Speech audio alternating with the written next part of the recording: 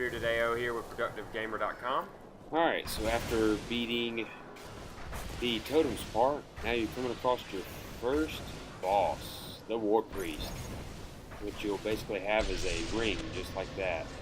In the middle, which was where we're standing, there's one on the right, which is where he just landed. And then there's also one on your left. Ideally, what usually happens, you have 2 players on your right, 2 players in the middle, and 2 players on the left-hand side. Ads are going to come out in each lane. You're just going to want to kill ads. Warpriest is that big fella who was shooting up there a second ago. Right now he's invulnerable to damage, so no point in really attacking him. Just going to work on getting ads down.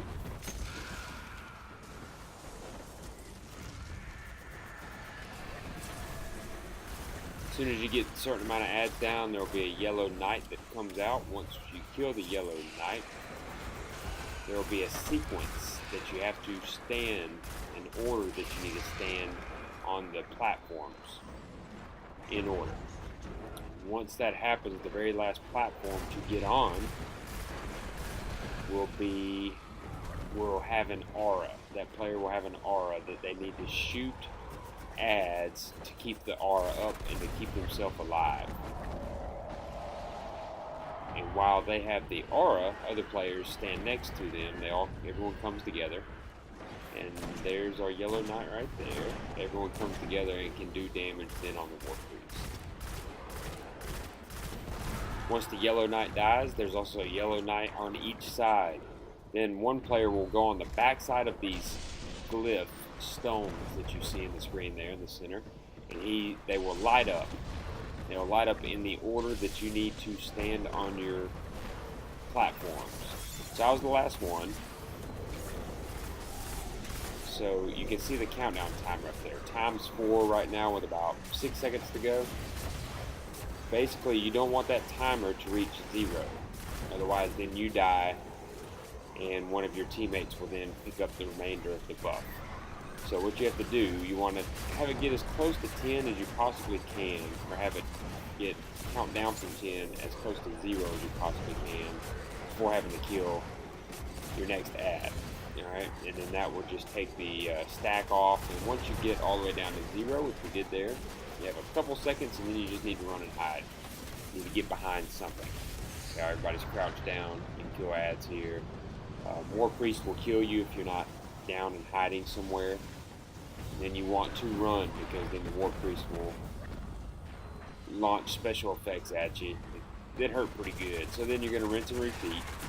Little tough ads come out. You can see our stone with the glyphs in the middle there is gone. He destroyed it.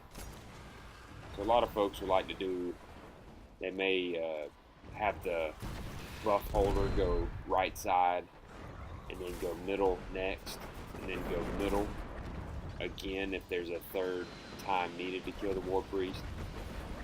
One thing that helps when shooting the Warpriest when you all initially come together are sniper rifles. They'll stagger the Warpriest, so using sniper rifles to stagger him will prevent him from doing what he's doing now and slinging that massive damage AoE out on the rest of your raid team. You'll see wizards on the side there.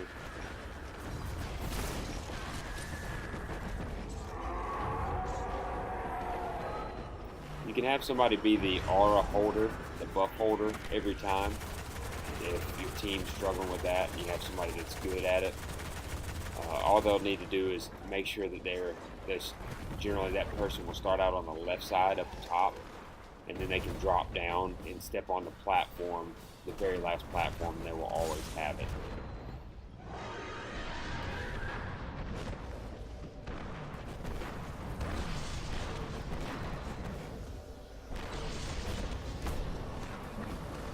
So I've got the R or the buff again. A little tether in there for some extra damage. Now it really helps also to have the ads come out is to hide yourself, because then they come out. If you're looking at them, little acolytes, they'll run and hide, making them harder to shoot. If you look away, they'll tend to stick their head back out. And if you're good, unlike myself here, you can also work on damaging the Warpriest while you have the buff. Unfortunately, I'm just a rookie, so just stick to making sure I don't screw up the buff. Alright, so we ran out of time. We're going to crouch down and hide.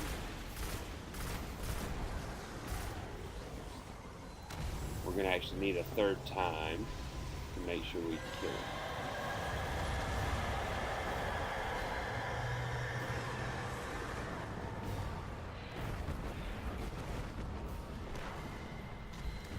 There's an easier way in the middle here. You can actually hug the wall that the Warpriest is standing above on. You can hug that wall. It's a lot easier. You won't be getting pelted by the Warpriest. We chose a different way for some reason.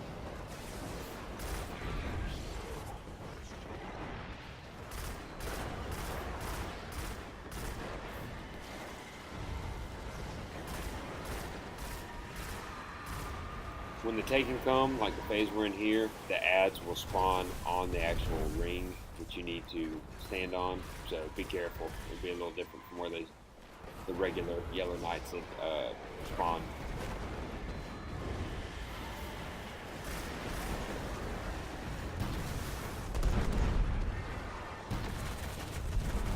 They spawned right in the middle there.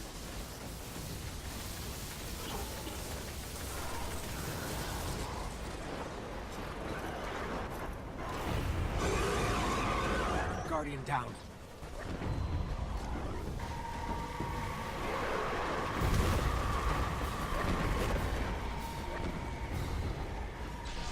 Alright, so there's a big red light that's going to appear right there. That's just indicating that it's middle's turn. Once your stone is destroyed, it will be indicated on when you need to step on by doing that. Now, here's where I go beast mode. This doesn't happen much in my life, so I get excited right here. Two of our guys were dead coming into this fight, and then everyone else died besides me. Last man standing. I go and rip that Warpriest head off. We actually trade bullets, but apparently mine got to him first. We got the kill. Boom, baby. So, pretty exciting time for me there. Nobody else was really excited, though. I thought it was one of the best moments in my video game career. So after you've taken down the Warpriest, you're going to enter a dark maze. And basically what you're going to do is just navigate your way through this maze. You're going to take a right here. You're going to come down. It's pretty quick. It's just right, left, left, right. And it's all the very first ones that you come to. So our first left there. Take a left. Now there's a way you can stand in certain areas to open up a secret door, but that door just leads to a treasure that gives you shards, so really not worth the time and the headache and hassle. And you'll see we're going to take our last right. You can see those little butterfly things kind of floating in the air there. That's indicating there's a hole that you can fall in down beneath it, so just make sure to avoid those holes while you're running through here. And when you come up on these candles here, you are at the end of the maze. Quick and easy. Like I said, not really worth it going and trying to get the shard treasure box